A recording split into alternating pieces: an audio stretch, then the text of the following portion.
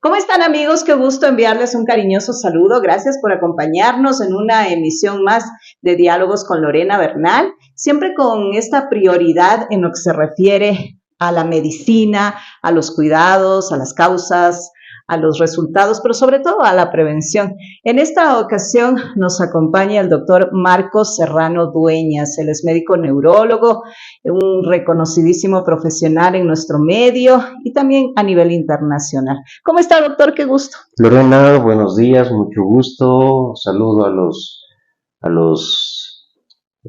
las personas que ven su canal. Estoy bien, contento de estar con usted, así es que a lo que usted diga. Gracias, doctor. El mundo de la neurología, sin lugar a dudas, es muy amplio y conlleva muchas situaciones, como son los infartos cerebrales. Doctor, ¿a qué nos referimos con aquello? Bueno, el concepto básico de un infarto cerebral es la muerte de tejido neuronal en el cerebro como consecuencia de falta del aporte sanguíneo. Esta falta de aporte sanguíneo se puede deber a una obstrucción del vaso, a que el vaso se rompa y la sangre no llegue a donde debe ir, o que haya una alteración hemodinámica general que determine que la presión sanguínea caiga tanto que ésta no pueda subir, la sangre no pueda subir al cerebro y como consecuencia de ello, pues se produce la muerte de tejido cerebral. Muy bien, doctor. Es decir, esto podríamos decirlo en un lenguaje común, ¿tiene mucho que ver con las personas con presión alta o baja o no tiene relación? No, tiene mucha relación. Vamos a ver, para que uno desarrolle un infarto cerebral, suma factores de riesgo. Hay unos factores de riesgo que son no modificables, por ejemplo, la edad, Claro. por ejemplo, la raza, la herencia, la genética. Y hay otros factores de riesgo que sí son modificables y el más peligroso de todos ellos es la hipertensión arterial. La hipertensión arterial podríamos decir que multiplica por 10 el riesgo de desarrollar un infarto cerebral. Muy bien. Entonces, bajo ese concepto, doctor, podríamos decirlo, y como siempre se lo ha manifestado, ese control de la presión arterial debe ser siempre una prioridad. Siempre, es decir, deberíamos entender que para prevenir la enfermedad vascular cerebral debemos controlar estrictamente los factores de riesgo.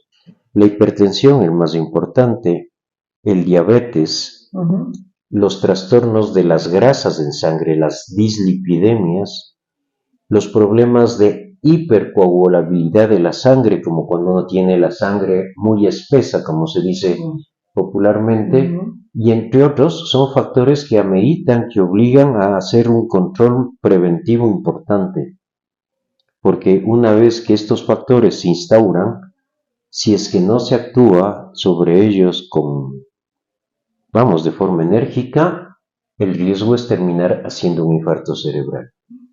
Y usted decía, doctor, también que hay unos condicionantes, nos decía inclusive acerca de la raza, de la edad y también género. A ver, vamos a ver, de la edad es absolutamente claro, mientras más viejos nos hacemos, más riesgo tenemos de hacer un infarto por el envejecimiento del árbol arterial. La raza, por ejemplo, la raza negra tiene mucha mayor tendencia a hacer hipertensión arterial. Okay.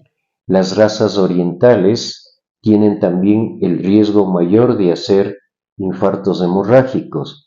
Como nosotros somos genéticamente constituidos con una importante ascendencia de razas orientales, tenemos ese riesgo. En cuanto al sexo, se ha discutido en las primeras décadas, después del famoso estudio de Framingham, décadas de los 60, de los 70, se encontró que ser hombre era un factor de riesgo. Pero con el paso de los años y la incorporación de la mujer a todos esos factores de riesgo que antes solo se exponían los hombres, esto ya no es tan claro y en la actualidad probablemente no hay diferencia de riesgo entre mujeres y varones. Muy bien. Entonces, bajo esos condicionantes es súper importante saber aquello, ¿no? O sea, el hecho de tener cuidado con nuestros niveles de presión. Inclusive, doctor, ¿se puede decir que a partir de X edad hay que medirse la presión? ¿O eso es un condicionante que debe estar siempre presente? Mire, pongámoslo así. Ujú. Los chicos jóvenes que tienen 20 años deberían realizar prevención primaria, que consistiría en no desarrollar hábitos inadecuados Mm, para tener después estos factores de riesgo. Es correcto. decir, un chico debería tener una alimentación adecuada, practicar actividad física, de manera que no llegue a ser ni diabético ni hipertenso. Ujú. A partir de cierta edad, como usted dice, sí es conveniente hacerse un chequeo anual y probablemente esa edad pueda ser los 40 años, Muy en bien. donde se puede detectar a tiempo diabetes iniciales, hipertensiones iniciales y otros problemas de salud. Y una vez que esto se encuentra, hacer prevención secundaria, es decir, trabajar arduamente, disciplinadamente para controlar estos factores de riesgo. Porque cuando se fracasa en el control de estos factores de riesgo, sucede el infarto. Y entonces ahí recién hacemos prevención terciaria, es decir, impedir que vuelva a darle otro infarto. Entonces sí, creo que el concepto del mantenerse sano, con buen estado de salud, implica que a partir de cierta edad debemos acudir al médico aun cuando nos sintamos bien. Claro, es que lamentablemente, doctor Serrano, tenemos ese mal proceder que solamente vamos al médico cuando ya nos sentimos mal. Sí, por ejemplo, la hipertensión es una enemiga silenciosa. Generalmente no da sintomatología, el paciente se siente muy bien. Mm, Por eso es que sí es importante que cuando vayamos al médico le preguntemos, nos preocupemos en saber cómo está nuestra presión y tal, pero sí considerar que a partir de cierta edad, que podrían ser los 40, 45 años, debería irse al médico aun cuando uno se sienta bien para un control, ujú. podríamos decir, para el control del paciente sano. Muy bien. Ojalá ese concepto cambiara, doctor, porque lamentablemente todavía seguimos en esas decisiones erradas, ¿no? De acudir al médico solamente ya cuando nos sentimos mal y muchas veces es ya demasiado tarde. Doctor, cuando usted se refiere a infarto cerebral, ¿el paciente que lo sufre puede llegar a darse cuenta de que algo le está pasando? ¿Hay algún, no sé, algún aviso que puede permitirle buscar ayuda inmediata? ¿O es algo que no puede ya manejar? Es decir, más bien lo primero, es decir, el paciente se da perfecta cuenta de lo que le está pasando, Mm, porque siente que súbitamente pierde una función. Es decir, yo, por ejemplo, dejo de poder hablar. ¿ya? Yo me quiero poner de pie y veo que mi pierna no responde, que está como muerta y probablemente caiga al suelo. Yo tengo algo en la mano y se me cae.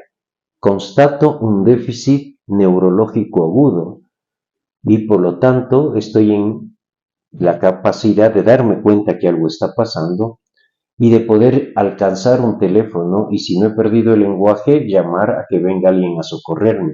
Si estoy en familia, pues que mi familia llame al 911 de manera que yo llegue al hospital lo más pronto que pueda para beneficiarme de alguna de las terapias que hay para eso.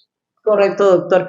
Ahora, las consecuencias de un infarto cerebral puede ser, bueno, usted nos decía, hay unos indicadores que el paciente puede darse perfectamente cuenta. ¿Esto quiere decir que a la postre va a quedar en esa condición o hay algo que se puede hacer para que no sea, para que más bien sea reversible?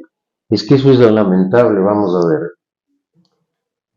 El 50% de los pacientes que tienen enfermedad vascular cerebral nunca podrán volver a su trabajo por el déficit con el que se quedan.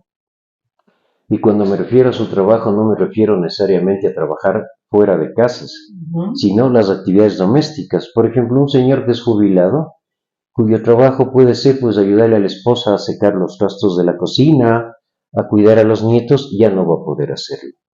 Es decir, el grave problema de la enfermedad vascular cerebral es que deja secuelas, y estas secuelas causan grados variables de discapacidad, Ujú. y en algunos casos también muere la gente a consecuencia de ese infarto. Claro. Y esta es la pena, es la tragedia, porque Las implicaciones que esto tiene son grandes.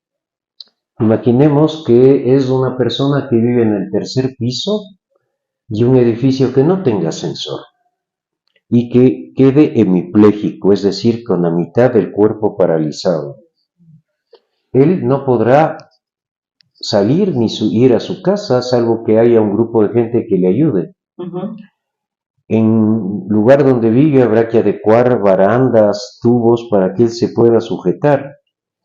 Eso tiene un costo, aparte del costo de no producir, el costo que ocasiona, el impacto emocional, el grado de dependencia que puede llegar a ser completo, que involucra que alguien, un familiar, sacrifique su tiempo para cuidarle o que haya recursos para que alguien le cuide. Exacto. O sea, las consecuencias de la enfermedad vascular cerebral, es decir, de los infartos cerebrales, es grande, es costosa, es dramática.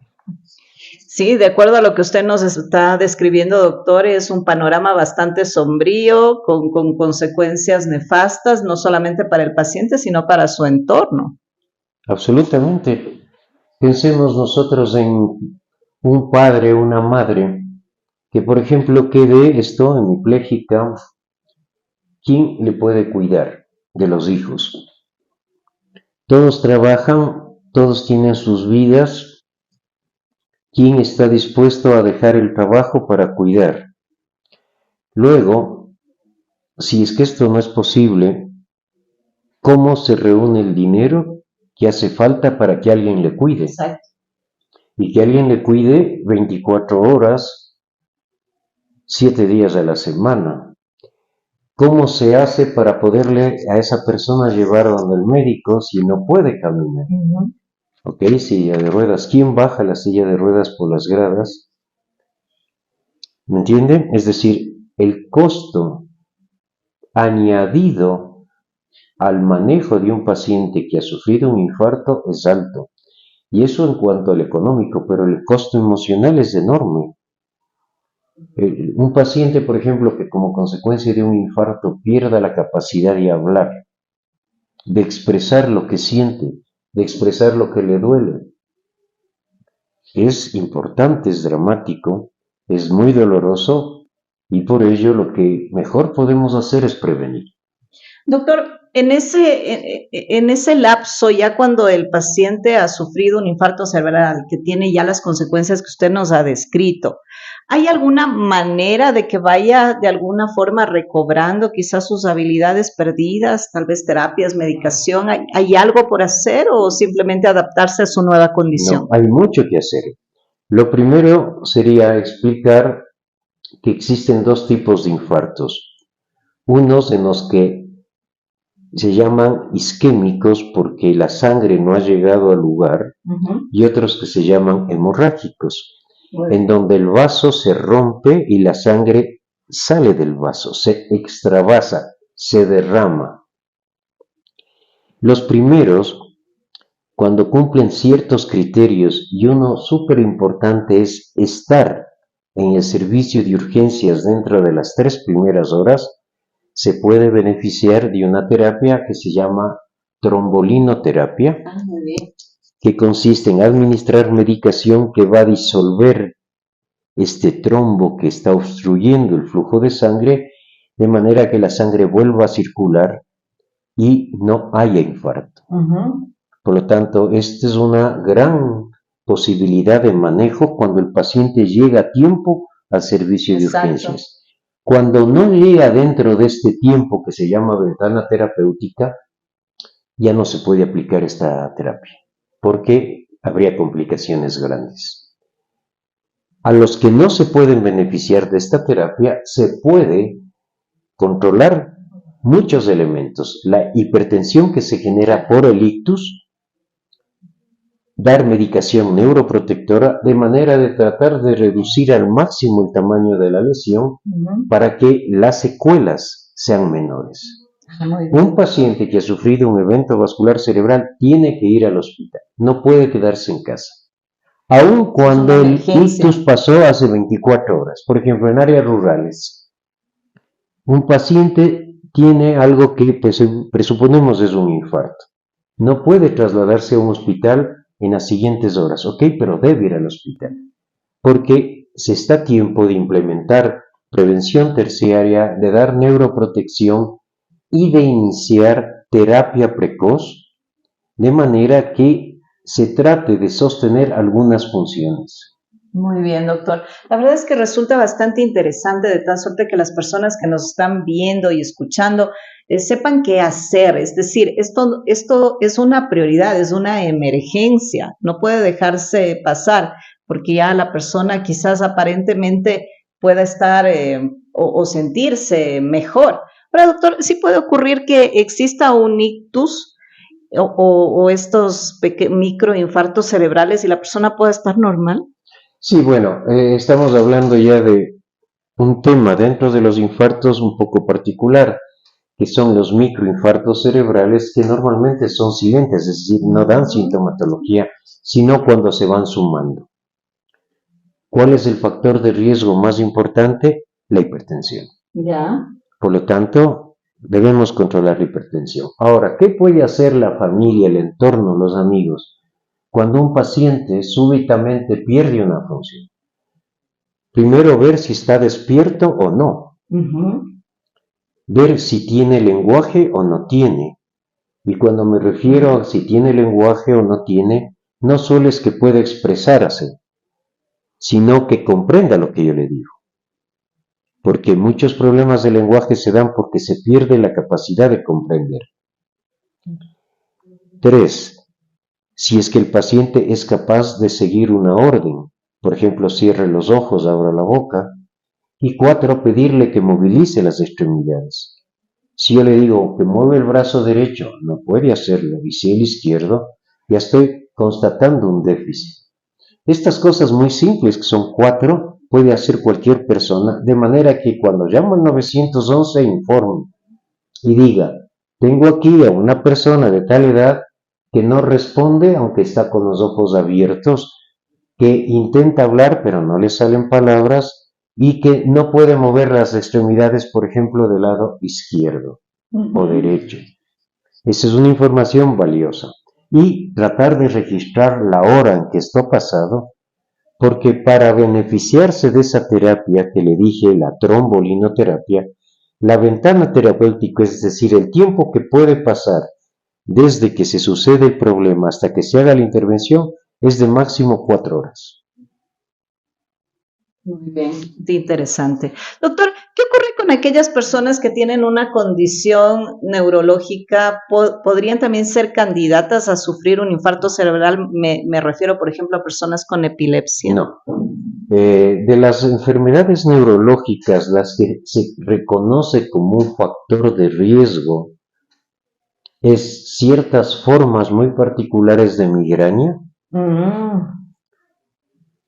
pacientes que tienen apnea no obstructiva de sueño, es decir, una apnea que se produce por un desajuste de las estructuras del sueño en el cerebro, y otras condiciones mucho más raras y complejas como enfermedades mitocondriales, que digamos son por su propia naturaleza poco frecuentes. Y luego unas afectaciones generales, enfermedades que entran dentro de lo que se llama el síndrome antifosfolipídico, el lupus eritematoso, estas enfermedades pero son raras. Y normalmente estas enfermedades ya están en manos de un médico internista, de un reumatólogo que está tratando y dando medicación preventiva. Correcto.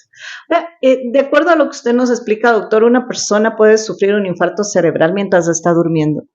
Yo, por ejemplo, puedo sufrir un infarto cerebral mientras estoy durmiendo, sí, y no soy hipertenso, pero ya tengo mi edad, digamos. Como yo soy mayor que usted, tengo más riesgo por ese simple hecho. Es decir, los ictus, los infartos, se pueden presentar en cualquier momento.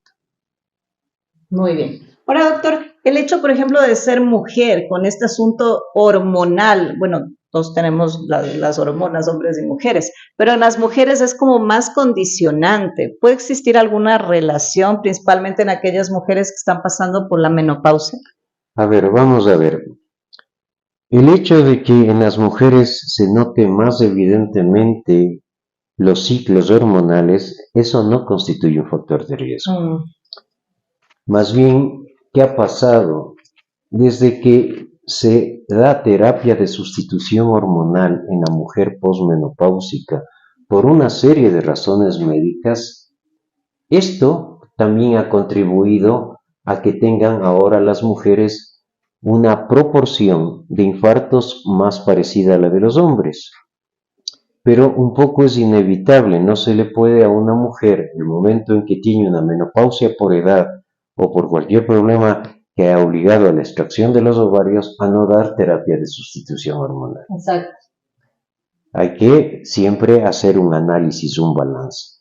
Pero por el simple hecho de que en la mujer sea más evidente las oscilaciones entre las hormonas femeninas, no es un factor de riesgo.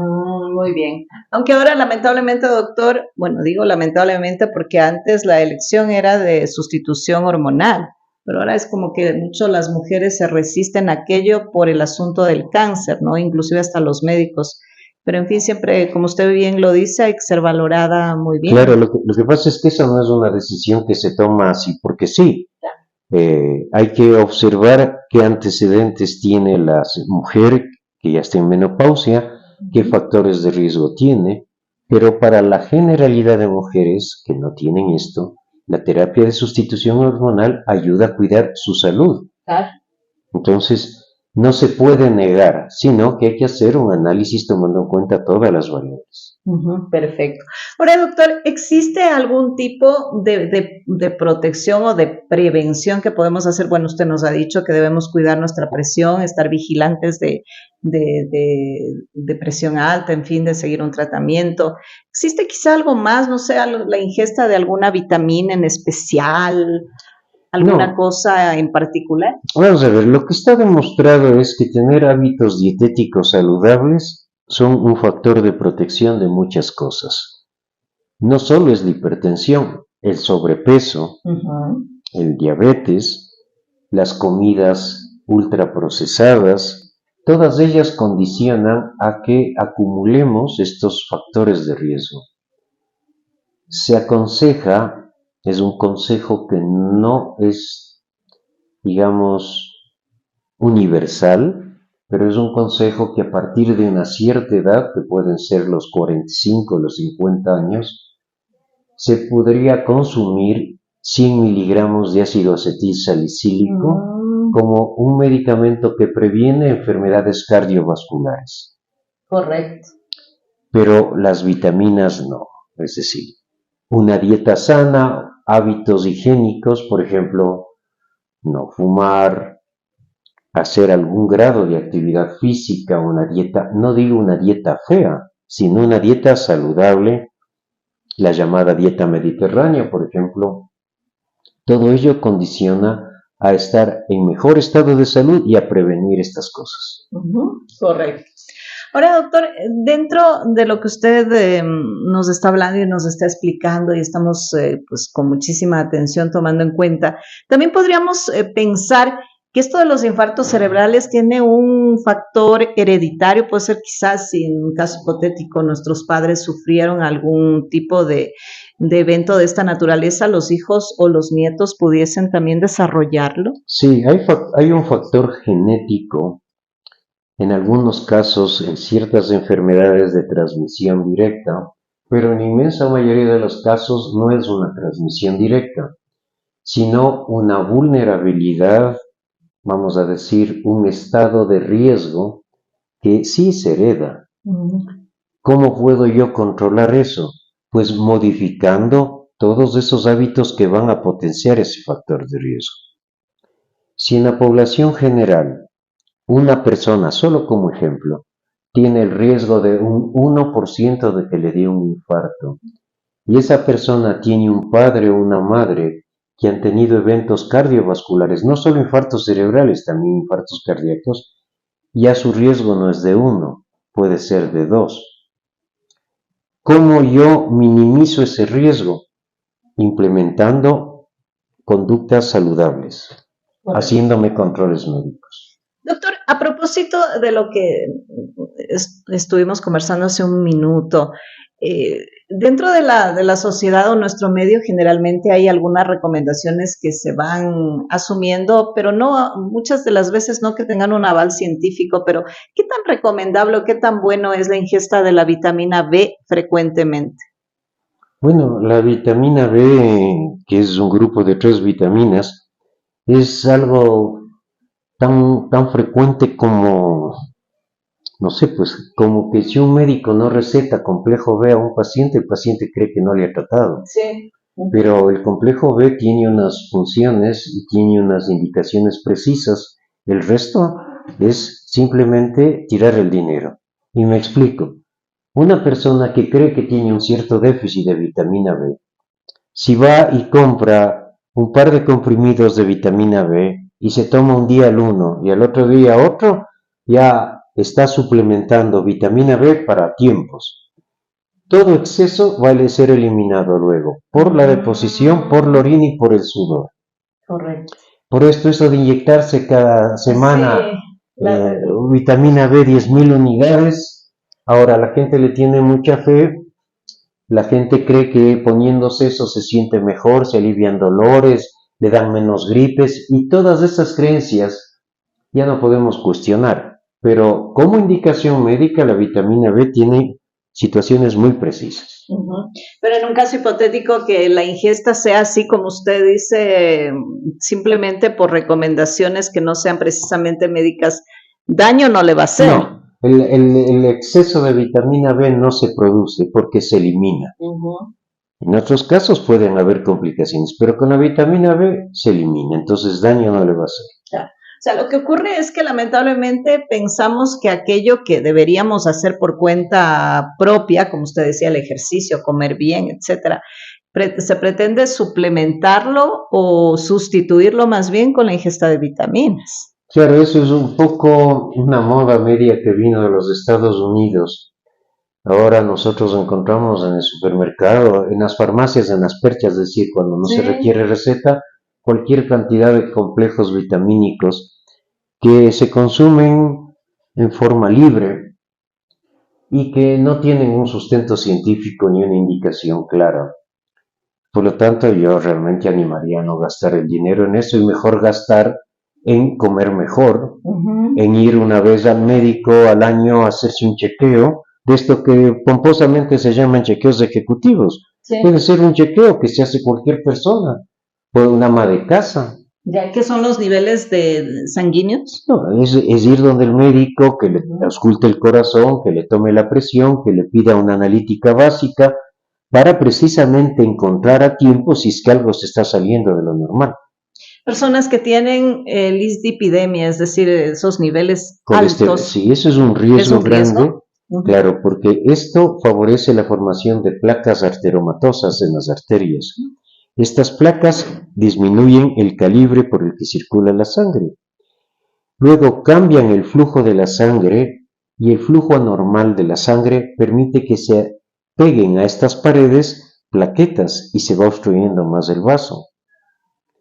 El principal enemigo, el principal causante de hipertensión es la aterosclerosis y la hipertensión aumenta la arteriosclerosis. Un paciente con arteriosclerosis tiene más riesgo de hacer diabetes. Es decir, entramos en un círculo, por lo tanto, claro, es decir, las dislipidemias tienen que controlarse. Y como la mayor parte del colesterol que producimos en nuestro propio metabolismo, probablemente un 20 o un 30% del colesterol que podemos controlar proviene de la dieta. Por lo tanto, si yo tengo niveles altos, anormales, tengo que tener una dieta adecuada y pese a ello, a lo mejor deba tomar estas medicaciones que disminuyen el colesterol. Las estatinas. Ahora, doctor, dentro de los niveles normales de colesterol, siempre hay una base, ¿no? De hecho, en los exámenes que nos entregan está ahí unas cantidades que se supone son los límites. ¿Cuándo estamos hablando de que tenemos un colesterol que comúnmente llamamos malo demasiado elevado? Vamos a ver, el colesterol normalmente nos entregan una cifra que se llama colesterol total y luego 2 fracciones del colesterol Las más importantes son una que es HDL y la otra LDL, de las siglas en inglés. Aparte de la cantidad total de colesterol, yo debo ver la relación que hay entre estas dos fracciones del colesterol. Oh. Una protege cuando tiene cantidades adecuadas, otra es de riesgo cuando está fuera de las cantidades adecuadas. Y el otro elemento de las grasas en la sangre son los triglicéridos.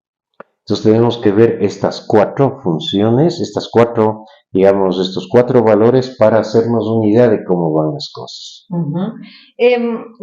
Hay personas que sobrepasan los 300, 400 de cantidades, estamos ya hablando de niveles a veces que no son manejables, pero a través de las medicaciones, que usted nos decía que hay algunas que ayudan a la persona a poder bajar. ¿Qué tan saludable es aquello? Eso es fundamental. Una persona con los valores que usted menciona es como una persona que esté chumadita bajando en auto a Santo Domingo. ¿Se va a matar en la primera curva o va a matar al...? Esa persona tiene que hacer una dieta estricta, tiene que hacer actividad física que ayuda muchísimo a controlar los niveles de colesterol, los niveles de presión arterial, y tiene que tomar hipolipemiantes como las estatinas o, en algunos otros casos, el genfibrosil. Tiene que tomar. ¿Y eso ya es de por vida? A lo mejor es de por vida, pero si es que es una persona disciplinada, que desarrolla adecuados hábitos dietéticos, que hace actividad física, puede lograr ir bajando a un punto en que pueda dejar de tener que tomar las estatinas. Muy bien. Sí es posible. Sí es factible. Sí, en la mayoría de casos, pero en esas personas con dislipidemias familiares, con niveles muy altos de eso ya no va a ser posible. Pero esas son las menos, ¿no? Claro, o sea, siempre debemos poner de nuestra parte ahí sí, para poder sentirnos mejor. Doctor, ¿cuáles serían unas recomendaciones finales? Es un tema bastante interesante este de los infartos cerebrales y todo lo que hemos hablado y todas sus recomendaciones. Bueno, el mensaje sería que los chicos jóvenes piensen que un día van a ser viejos y que piensen qué tal vejez quieren tener. Si quieren tener la vejez paradigmática de la persona adulta mayor que no tiene ninguna enfermedad, que no tiene ninguna limitación, pues tienen que empezar a hacer prevención desde ahora, con hábitos saludables de vida que no implican no divertirse, sino que implican no empezar a acumular vicios y conductas inadecuadas. Y para todos que debemos nosotros tener conciencia de que aunque yo este momento me sienta bien, puedo tener una enfermedad subyacente que por el momento no da señales. Y la única forma de detectar es acudiendo a un control, aun cuando yo esté sano. Y esto a partir de cierta edad. De la misma forma que a las mujeres les hacen mamografías, de la misma forma que a las mujeres les hacen papanicolaos, que a los hombres les hacen el tema de la próstata, que a partir de cierta edad se aconseja hacerse una colonoscopía, aunque uno no tenga nada, uno debe considerar que el que yo estoy bien, como ya tengo, por ejemplo, 50 años, voy a ir al médico que me haga un chequeo general y tener buenos hábitos de vida. Correcto, doctor. No me resta sino agradecerle por su tiempo, sobre todo por esa calidad de explicación que nos ha dado, como siempre. Agradecer al doctor Marcos Serrano en esta ocasión, él es médico neurólogo. ¿Dónde lo podemos ubicar? Bueno, gracias por la oportunidad, Lorena. Yo tengo el consultorio en el CEPI, en la calle Veracruz y América, y me pueden ubicar o contactar al 0999-819193. Gracias, doctor. Será hasta una próxima oportunidad. Y gracias a ustedes por mirar el canal.